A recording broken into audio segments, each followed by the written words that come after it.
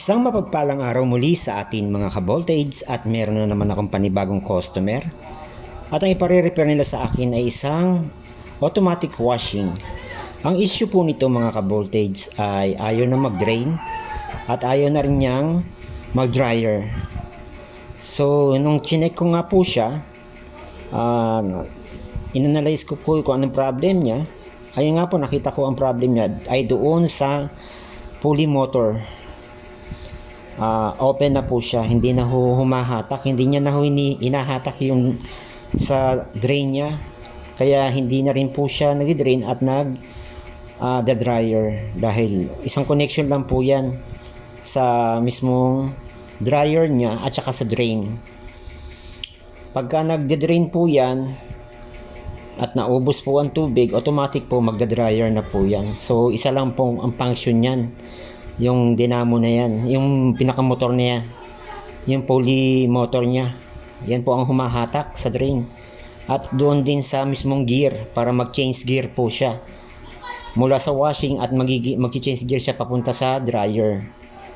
So kinausap ko nga po si customer na papalitan na po ng bago yung niya, yung motor, pulley motor niya, kasi nga po sira na po, open na po siya. Malamang nasunog po to. So pumayag naman si customer at pinabili niya ako ng bago. At ayan na nga po, meron na po akong bago nabili at ayan na po yung ikakabit ko. So mga ka-voltage, bigyan ko po kayo ng mga idea kung sakaling may ganito kayong problem na ayaw mag-drain at ayaw din pong mag-dryer.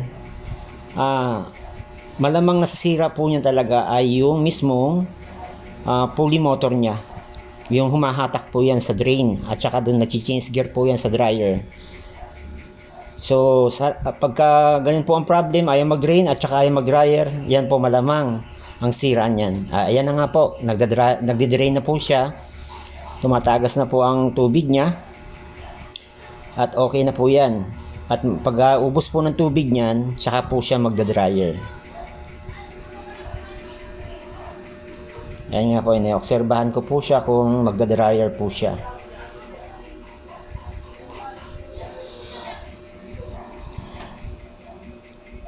One minute lang naman po ang kaligmitan iniintay niyan. Pag naubos po ang talagang tubig niya, saka po yan magpa-function ang dryer niya.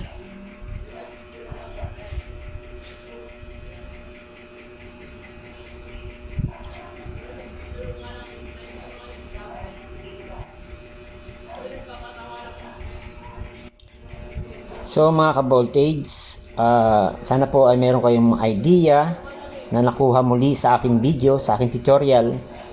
At sana po paki-like and share po, para i-share niyo po para ma-aware din po ang iba sa mga ganitong problem sa kanilang mga washing na hindi nagdi-drain at hindi nagda-dryer. Paki-share po and paki-follow po ang page ko.